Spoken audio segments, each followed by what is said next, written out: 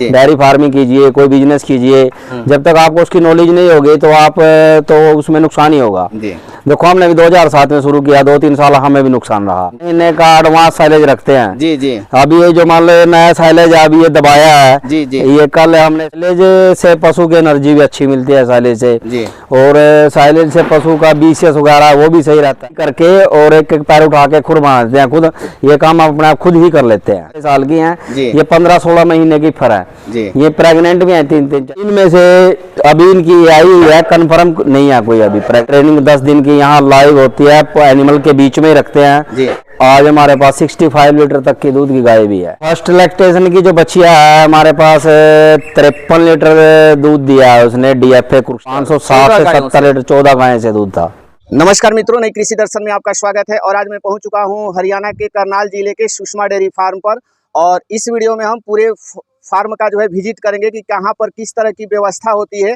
और ये काफ़ी जो है अनुभवी पशुपालक हैं और ये ब्रीड पर भी कार्य करते हैं। जो भी इनके पास गाय है वो सारा गाय जो है अपने घर पर तैयार किए हुए हैं और काफ़ी जो है छोटे स्तर से शुरू किए और आज जो है इस मुकाम पर पहुँचे हैं कि ये भारत में होने वाले सारे जो है कंपटीशन में इनकी गाय जो है जीत चुकी है। तो कैसे अपना ब्रीड तैयार करते हैं, किस तरह का इनका फीड मैनेजमेंट है, किस तरह का डेयरी मैनेजमेंट है और इनका दूध जो है कितना जो है पर डे होता है और किस रेट से सेल होता है, कैसे जो है गायों का रख रखाव करते हैं, सारा कुछ हम आपको इस वीडियो में जानकारी देंगे। इसलिए आप इस वीडियो को कंटिन्यू देखिएगा, स्किप मत कीजिएगा, नहीं तो बहुत सारी जानकारी आप मिस कर सकते हैं। और अभी तक आप हमारे चैनल को सब्सक्राइब नहीं किए हैं तो प्लीज़ इस चैनल को सब्सक्राइब कर लें ताकि इस तरह की नई नई जानकारी आपको इस चैनल पर मिलता रहे। तो चलिए इस फार्म के जो ऑनर हैं उनसे हम बातचीत करें। नमस्कार सर। नमस्कार सर। कैसे हैं सर? ठीक है सर, ओके। अपने फार्म का एक बार पता बता दीजिए सर। मेरा नाम है कृष्ण कुमार है जी जी। और मेरे फार्म का जो नाम है वो सुषमा डेयरी फार्म है जी। और गांव है मेरा बीबीपुर जटान जी, जिला करनाल हरियाणा। तो करनाल से कितना दूरी पर होगा सर आपका? करनाल से हमारा 20-21 किलोमीटर है फार्म। कितने दिनों से डेयरी फार्म चला रहे हैं सर? सर ये डेयरी फार्म हमारा 13-14 साल से है, पुराना फार्म है जी जी। और पहले ये फार्म हमारा जो है गांव में था जी, तो हमने कम जगह में बनाया हुआ था। अभी 2 साल से हमने यहाँ पे शिफ्ट किया है, यहाँ पे नया फार्म बनाया है जी। हाँ। तो एजुकेशन के बाद सर डायरेक्ट डेयरी फार्म में आ गए? हाँ, एजुकेशन +2 करने के बाद डायरेक्ट हम फार्म में हमने अपना पूरा टाइम दिया है और फार्म को आगे बनाने का हमें यही सोचा अब डेयरी फार्मिंग ही कहीं कम काम करेंगे जी। हाँ। तो जब डेयरी सेक्टर में आए सर तो घर वाले मना नहीं किए कि इस क्षेत्र में कहाँ जा रहे हैं? नहीं, हमारे यहाँ इस चीज का प्रचलन है ना। देखो हमारे बुजुर्ग पहले से पशु रखते आए हैं जी, तो ये तो काम पुराना काम है, इसको तो मान लो कोई मना कर ही नहीं सकता जी। पहले से मान लो घर वाले पशु रखते थे। हमने मान लो जब स्टार्टिंग में काम शुरू किया 2007 में जी जी, तो उस टाइम में हमने 4-5 गायें बाहर से खरीद करी थी। तो उसके बाद देखो काम हमारा भी अच्छा नहीं चला, हमें नॉलेज नहीं थी इस चीज़ के बारे में, पता नहीं था। जब तक कोई भी आप नया काम करो उसके बारे में पता होना चाहिए, नॉलेज होनी चाहिए जी। चाहे आप किसी भी सेक्टर में जाओ, कोई भी काम कीजिए, डेयरी फार्मिंग कीजिए, कोई बिजनेस कीजिए, जब तक आपको उसकी नॉलेज नहीं होगी तो आप तो उसमें नुकसान ही होगा। देखो हमने भी 2007 में शुरू किया, 2-3 साल हमें भी नुकसान रहा। फिर 2010 में हमें मान लो मैं डॉक्टर का काम सीखा, उसके बाद फिर मैंने इस पे मान लो ब्रीडिंग पे काम शुरू किया 2010 से। तो आज हमारे पास अपनी 7वीं जनरेशन है ब्रीडिंग पे काम करते करते। हमें मान लो 13 साल हो गए ब्रीडिंग पे काम करते। आज हमारे अपनी 7वीं जनरेशन है और 6ठी जनरेशन जो हमारी दूध में है अभी। और हमारी जो फर्स्ट लैक्टेशन की फर है जो 53 लीटर दूध दिया है उसने डीएफए के अंदर कुरुक्षेत्र में जी जी। और पीडीएफए के अंदर उसने 50 लीटर दूध देके वो फर्स्ट आई है जी। तो हम देख रहे हैं सर ये शेड बनाए हुए हैं, तो स्टार्टिंग में ही ये शेड इतना बड़ा बना लिए थे कि शुरुआत कहाँ से किए थे? नहीं, जैसे हमने गांव में शुरू किया था। गांव में तो हमारा छोटा था, जैसे घर में घरेलू पशु रखते हैं, लेकिन हमने उनको वहाँ भी अपना जो व्यवस्था थी, मैनेजमेंट थी, वो अच्छी की हुई थी, पशु खुला था वहाँ भी हमारा। तो उसके बाद हमने जब हमारा काम अच्छा हो गया, ब्रीडिंग अच्छी हो गई, गाय अच्छी बन गई, तो हमने सोचा अब इसको बाहर ही शिफ्ट करते हैं। और हमने फिर ये 2 साल पहले बाहर ही बना दिया बड़ा फार्म। तो हमने जो फार्म बनाया है हमारा 60 एनिमल का फार्म है। इसमें हम 60 गायें, बड़ी गायें रख सकते हैं। हाँ, ये हमारा आधे एकड़ में है, आधा एकड़ जगह में है। सर अभी तो देखो हमने ये साइलेज की पिट बनाई हुई है यहाँ पर, तो आगे फ्यूचर में मान लो अभी हमने साइड का जो अपरली साइड का चालू किया हुआ है जी, ये हमारा डबल साइड का साइड है जी। तो इसमें इस बार यहाँ पर साइलेज है और आगे हमारे एनिमल बढ़ जाएंगे तो यहाँ से साइलेज हमने अब बाहर शिफ्ट किया है जी, जी। ये पिछले साल का पुराना साइलेज है जी। कुछ हमने इस साल का नया दबाया है जी। ये मान लो 5-6 महीने में खत्म हो जाएगा, उस टाइम गायें काविंग में आएंगी जी। तो जो बच्चे हैं वो इस साइड आ जाएंगे, हम इस साइड का फिर कंप्लीट कर देंगे ये जी। हाँ, तो ये जो साइलेज बना है सर और दूसरा अभी बना रहे हैं, हाँ जी, ये हमारा पिछले साल का है। हम 2 महीने का 3 महीने का एडवांस साइलेज रखते हैं जी जी। अभी ये जो मान लो नया साइलेज है, अभी ये दबाया है जी जी। ये कल हमने इसका काम फाइनल किया, आज इसमें मिट्टी डाल रहे हैं, इसको पूरा पैकिंग कर रहे हैं इसकी जी जी। तो ये समझ लो 40 दिन के बाद इसको खिलाना शुरू कर सकते हैं जी जी। लेकिन हमारे पास अभी भी 2 महीने का साइलेज एडवांस है पिछले साल का जी। तो हम पूरा साल साइलेज पे ही रखते हैं एनिमल को। तो साइलेज के देखो, साइलेज जो है फार्म की रीढ़ की हड्डी है जी जी। साइलेज के बिना फार्म नहीं चल सकता जी। हाँ, तो हम साइलेज पे ही पूरा काम करते हैं और ग्रीन पे कम करते हैं। ग्रीन तो हम पिछले साल से हमने बिल्कुल ही बंद कर दिया है ग्रीन तो जी। पूरा टोटल जो फार्म है साइलेज पे ही है। तो साइलेज के लिए कौन सा ग्रीन फोडर यूज करते हैं सर? साइलेज के लिए मक्का है हमारा, ये मक्का है, पाइनियर का है और बायर कंपनी का है जो हमने मक्का लगाया हुआ था खेत में। तो हमने उसको मान लो पूरा जब दाना थोड़ा हार्ड हो जाता है तो उस स्टेज पे हम इसकी कटिंग करते हैं, कटिंग करके तब इसके साइलेज तैयार हो जाता है, दबा देते हैं। तो कितने दिन में तैयार हो जाता है सर? ये जैसे अब ये सील किया है तो हम इसको 40 दिन के बाद खोल के खिलाना शुरू कर सकते हैं जी जी। हाँ, जैसे आज पैकिंग हुई है इसकी, समझ लो आज से हम इसको 40 दिन ऐसे रखेंगे और 40 दिन के बाद हम इसको खोल कर खिलाना शुरू कर सकते हैं, कोई दिक्कत नहीं है। इसमें और कुछ मिलाते हैं सर कि क्यों? नहीं, इसमें कुछ नहीं है, ओनली मक्के का ग्रीन खेत में से कटिंग करके आया और यहाँ आके हमने इसको ट्रैक्टर से पूरा अच्छी तरह लताड़ किया है, पूरा दबाया अच्छी तरह ताकि इसमें हवा ना रहे, ऑक्सीजन ना रहे अंदर कोई। और हमें इसको मान लो पानी से बचाने के लिए इस पे डबल पॉलीथीन लगाया है। अब मिट्टी डाल रहे हैं, इसको पूरा पैक कर देंगे ताकि इसमें हवा पानी ना जाए। अगर इसमें हवा पानी लगेगा तो ये खराब हो जाएगा। तो साइलेज क्यों इम्पोर्टेंट है सर गायों के लिए? साइलेज में देखो, साइलेज के बिना तो एक तो हम ड्राई मैटर नहीं गाय का पूरा कर सकते जी। तो मान लो सारा खेल जो है ड्राई मैटर का है, ड्राई मैटर हम बगैर साइलेज के पूरा नहीं कर सकते। और आज के टाइम में जो लेबर है, लेबर प्रॉब्लम भी बहुत है जी जी। तो लेबर को देखते हुए मान लो साइलेज का यूज ज्यादा अच्छा है जी। और साइलेज से पशु की एनर्जी भी अच्छी मिलती है साइलेज से जी। और साइलेज से पशु का BCS वगैरह वो भी सही रहता है जी। और जो फैट है सना का दूध में वो भी अच्छी रहती है साइलेज से।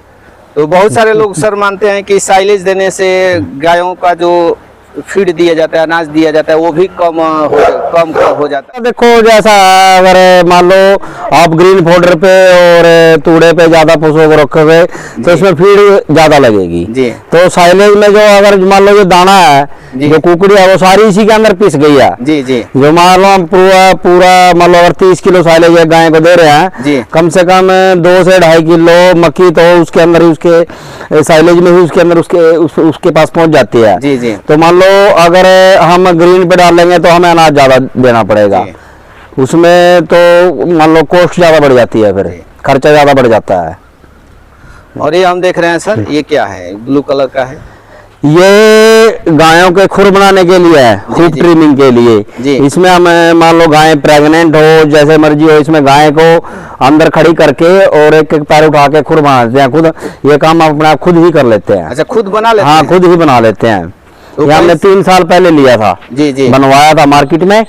तो इसमें गाय इधर से एंट्री होगी और आगे से बाहर निकल जाती है जी। हाँ, और ये हम देख रहे हैं सर, शेड का क्या लंबाई चौड़ाई होगा सर? शेड का देखो जी, ये हमारा मान लो जो लंबाई है ये तो इसकी 80 फीट है जी जी। और जो चौड़ाई है ये 100 फीट है जी। और इसमें हमने बीच में जो गली है ये 20 फुट की छोड़ी हुई है। 20 फीट 20 फीट, हाँ 20 फीट चौड़ाई है, ताकि मान लो आगे फ्यूचर में जब हम इसमें TMR चलाएंगे जी, तो TMR तो खुली चलेगी। मान लो खुला डुला रहेगा TMR चलाने के लिए। मान लो जब TMR से घास डालेंगे तो दूसरी साइड डालेंगे तो साइलेज के ऊपर उसका टायर नहीं आएगा, थोड़ा खुला रहेगा फिर। और ये हम देख रहे हैं सर अलग अलग जो सेक्शन बनाए हैं इसके बारे में थोड़ा बताएं। ये हमने देखो सेक्शन तो फार्म में सब अलग अलग ही बनाने चाहिए। ये हमारे ये छोटे काफ हैं इस बार के, ये 4 से 5 मंथ के हैं जी, ठीक है। इनकी फीडिंग अलग है जी। और इससे आगे आप देख सकते हो ये हमारे बड़ी है, ये 6-7 महीने की है, 8 महीने की भी है इसके अंदर, तो इनकी फीडिंग अलग है। और जो ये बड़ी है फर ये पिछले साल की हैं, ये 15-16 महीने की फर है जी। ये प्रेग्नेंट भी है 3-3, 4-4 महीने की जी। तो इनकी फीडिंग अलग है। अभी तो ये हमने 3 इनके साथ की है, अब इनको निकाल देंगे तो जब वो प्रेग्नेंट नजदीक लग जाएंगे उनको अलग रखेंगे जी। ऐसे ही हमने सेक्शन बनाए हैं। आगे मान लो पार्टीशन की है मिल्किंग वाले, ये हमारे सारे एनिमल जो है ये मिल्किंग में है जी। ये 14 गाय हैं जो मिल्किंग में है। इसमें जो इधर के 2 पैन है ये सभी गाय प्रेग्नेंट है, 2 महीने से लेकर 5 महीने तक की प्रेग्नेंट है इस में। हाँ, इस पर जो ये फर्स्ट पैन है जी, तो इसमें हमारी 5 गायें हैं जी। और ये 5 की 5 गायें 3 महीने से प्लस 3 से और 5 महीने के बीच की प्रेग्नेंट है। हाँ, और ये जो पीछे हम देख रहे हैं सर गाय बंधी है, ये कितना फीट होगा? ये जो हमारी ये गली है ये हमारी 12 फीट है। 12 फीट है। हाँ, और वो जो है और जो जिसपे मैट डला हुआ है ये हमारा 25 फीट है। और उधर जो खुले के लिए छोड़ा वो 30 फीट है। 30 फीट है। हाँ, 30 फीट है। तो वहाँ पर गाय सर खुले में, वहाँ अभी तो देखो बारिश हुई है, कल भी बारिश हुई थी जी। हमने उसको बंद किया हुआ है जी। और जब ये सूख जाएगा तो गेट खोल देंगे जी। तो गाय अपना, गाय की मर्जी है, अंदर मैट पे बैठो, बाहर कच्चे में बैठो जी, वो उसकी इच्छा है। अब मिल्किंग का टाइम हुआ, अब मिल्किंग टाइम गायों को बांध देंगे जी। मिल्किंग करने के बाद फिर इनको खोल देंगे यहाँ से। और इस सेक्शन में हम देख रहे हैं सर, इस सेक्शन में भी हमारे पास 4 गायें हैं जी। और ये चारों भी मान लो 3-4 महीने की, 5 महीने तक की प्रेग्नेंट है जी। इसके अंदर भी 4 गायें हैं। इससे आगे ये एक पैन हो रहा है हमारा जी। इस पैन में हमारी 5 गायें हैं जी। ये इनमें से अभी इनकी आई हुई है, कन्फर्म नहीं है कोई अभी प्रेग्नेंट है या नहीं है। इनकी एआई तकरीबन सबकी हो चुकी है। तो एक अंतिम सवाल रहेगा सर, इस क्षेत्र में आए तो कौन कौन सी परेशानियों का आपको सामना करना पड़ा? परेशानियों का तो देखो, अगर आपको नॉलेज नहीं होगी, सबसे पहले तो ब्रीड के बारे में पता होना चाहिए आपको, गायें कैसी लेनी है जी। उसके मैनेजमेंट के बारे में, फील्ड के बारे में, और मान लो आपको सीमन कैसा लेना है उस चीज के बारे में आपको पता होना चाहिए। उस चीज के लिए हम अपने फार्म पे एक 10 दिन का ट्रेनिंग का बैच भी रखते हैं जी। हाँ, वो 2-2.5 साल से हम चला रहे हैं जी। हमारे पास बाहर से, महाराष्ट्र से, गुजरात से, बिहार से, राजस्थान से, हर जगह से लड़के आते हैं और ट्रेनिंग 10 दिन की यहाँ लाइव होती है, एनिमल के बीच में रखते हैं। हमारा यहाँ फार्म है, खाने की रहने की पूरी व्यवस्था है जी। तो 10 दिन की यहाँ मैनेजमेंट के बारे में, उनकी बीमारियों के बारे में, वैक्सीनेशन के बारे में, सीमन के बारे में, ब्रीडिंग के बारे में 10 दिन में उनको पूरा ट्रेन कर दिया जाता है यहाँ पर। हाँ। तो आपको स्टार्टिंग में ही लग गया सर कि ब्रीड पर काम करना जरूरी है? हाँ, देखो हमारा हरियाणा पंजाब में तो मान लो ये चीज एडवांस ही है, पहले ही पता है। पंजाब में मान लो हमारे से पहले ब्रीडिंग का काम शुरू हो गया था। अब हम मान लो पंजाब में घूमने के लिए जाते हैं तो हमें भी इस चीज के बारे में पता लग गया था। मान लो अगर गाय पे ब्रीडिंग पे काम करेंगे तो इस फील्ड में सक्सेस हो सकते हैं जी। अगर आप मान लो ब्रीडिंग पे काम नहीं करोगे तो इसमें इतना सक्सेस नहीं हो पाओगे। सबसे पहले तो इसमें ब्रीड है, अपनी गाय अच्छी होनी चाहिए, फिर उसके बाद अपनी फीड अच्छी होनी चाहिए और फिर अपना मैनेजमेंट जी। ये तीनों चीजें अच्छी होनी चाहिए तो फार्म में कोई लॉस नहीं है जी। हाँ। तो स्टार्टिंग जब किए थे सर तो कितनी गायों से किए थे? स्टार्टिंग में हमारे पास 4 से 5 गायें थी। कितना लीटर वाली सर? उस टाइम हमारे पास 20 से 25 लीटर दूध वाली गाय थी। तो 20 से 25 लीटर वाली गायों पर जो है ब्रीड सीमन लगा, हाँ, उस पे ही हमने मान लो इम्पोर्टेड सीमन लगाया, वर्ल्ड वाइड का लगाया, एबीएस का लगाया जी, डेनमार्क का लगाया और सीमैक्स का, कनाडा का सीमन लगाया जी। हमने मान लो अब हमारे 12-13 साल हो गए हमें ब्रीडिंग पे काम करते हैं। तो हमारी मान लो 6ठी जनरेशन जो है मिल्किंग में है जी। तो आज हमारे पास 65 लीटर तक की दूध की गाय भी है लास्ट। हाँ। और जो बछिया है सर जो फर्स्ट लैक्टेशन में है उसका जो है हाईएस्ट कितना है? फर्स्ट लैक्टेशन की जो बछिया है हमारे पास 53 लीटर दूध दिया है उसने, डीएफए कुरुक्षेत्र मेले में जी जी। और उसके बाद 1 महीने बाद PDFA का मेला था जी, उसमें थोड़ा मौसम थोड़ा गर्म था जी, तो वहाँ पे वो उसने 50 लीटर दूध दिया और वहाँ पे वो 50 लीटर दूध देके फर्स्ट आई थी जी, और जो कुरुक्षेत्र में मेला था उसमें 53 लीटर दूध देके वो सेकंड पोजीशन थी उसकी। जी।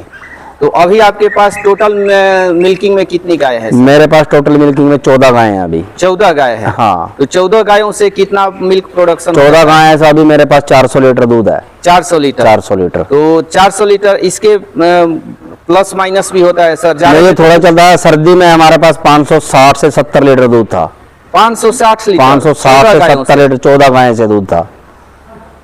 तो क्या रेट का बिकता है सर दूध? हमारे यहाँ पर अभी जो रेट चला हुआ है 43 से 44 रुपए का रेट है। समिति में देते हैं? हाँ, नेस्ले में दूध जाता है हमारा। तो फैट SNF की बात करते हैं सर, तो क्या फैट SNF? फैट SNF हमारी मान लो 38 से लेकर 40 तक फैट आती है जी, और SNF हमारी 8.2, 8.3, 8.4, 8.5 तक भी आती है जी। हाँ। तो इन फ्यूचर क्या प्लान है सर आपका? फ्यूचर में तो हमारा देखो ब्रीडिंग पे ही फोकस है। हमारा नंबर ऑफ एनिमल कम हो और प्रोडक्शन ज्यादा होनी चाहिए। जी, जी। उस चीज पे ही काम है। जैसे अब हमारा ये इस साइड का तो तकरीबन सारा पूरा हो चुका है जी। अब हमें इस साइड का फार्म तैयार करना है जी। इस साइड मान लो अब आगे सर्दी के बाद इसको इस साइड तैयार करेंगे। मान लो जब गाय की काविंग होगी जी, तो इसी साइड में बच्चे आएंगे सारे। आगे फार्म को इधर ही बनाना है जी। हाँ।